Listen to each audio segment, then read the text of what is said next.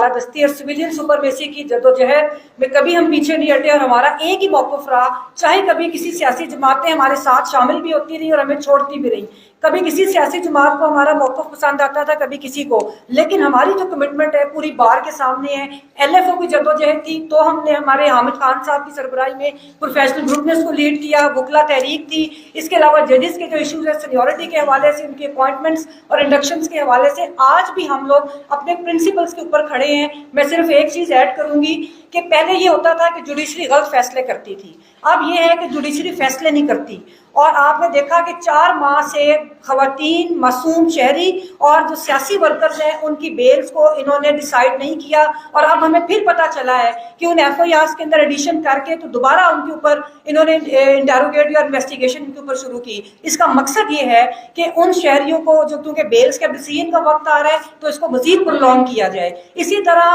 پاکستان کی تاریخ میں جو خواتین سیاسی ورکرز کا جذبہ ہم نے اب دیکھا، اور جس طرح خواتین کی شمولیت تھی، اس کو ڈسکریج کرنے کے لیے جو کیا جا رہا ہے اس میں جوڈیشری برابر کی شریک ہے، اور مجھے بہت افسوس کے ساتھ کہنا پڑتا ہے کہ صرف یہ نظر آ رہا ہے کہ پاکستان کے اندر سیاسی نظام کو پنپنے نہیں دینا۔ ضیاء اللہ کہتا تھا کہ آئین 12 صفحوں کی کتاب ہے، اور اب ہمیں نظر آتا ہے کہ وہ 12 صفحے بھی انہوں نے غائب کر دیے، تو بڑے افسوس ہے ہمیں ساری سچویشن کے اوپر۔ مجھے نہیں پتا کہ پاکستانی ریاست نے دیوالیہ ہوئی ہے یا نہیں ہوئی، لیکن عوام جو ہے وہ دیوالیہ ہو گئے ہیں، ان میں بلز اور اپنی جو زندگی گزارنے کی سکت باقی نہیں رہی۔ میں سیاسی جماعتوں سے بھی مطالبہ کرتی ہوں جن کی پہلی ذمہ داری تھی، اور سب کمپرومائز سیاسی جماعتیں تھیں جنہوں نے عوام کے لیے کبھی نہیں سوچا، نہ ججز کا احتساب کیا، نہ جرنیلوں کا احتساب کیا، اور اب میں ان سے مطالبہ کرتی ہوں کہ آپ اپنے منشور کے اوپر، اور بلکہ پاکستان کی عوام سے میں یہ ریکویسٹ کروں گی کہ آپ لوگ اپنی آواز اٹھائیں کہ یہ سیاسی جماعتیں واضح طور پہ اپنے منشور کے اندر لکھیں کہ انہوں نے کیا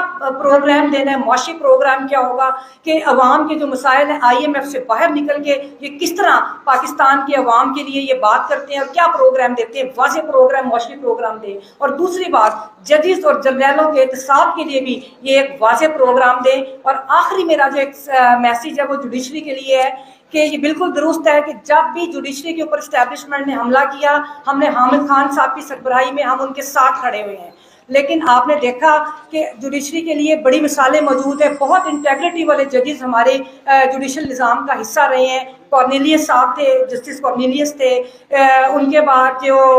کے ایم سمدانی صاحب تھے، رستم کیانی صاحب تھے، ان لوگوں نے کبھی اسٹیبلشمنٹ سے کمپرومائز نہیں کیا، اور آخر میں آپ نے دیکھا جسٹس وقار سیٹھ صاحب تھے۔ تو اس لیے اگر یہ چاہتے ہیں تو ہمت کریں، پوری قوم ان کے ساتھ کھڑی ہے، وکلا تو کھڑے ہی ہیں، پروفیشنل گروپ تو ہمیشہ اصولوں کے ساتھ کھڑا رہا، اور ہمارا نعرہ مزاحمت ہے، اور ہم آخری وقت تک اپنی مزاحمت کو جاری رکھیں۔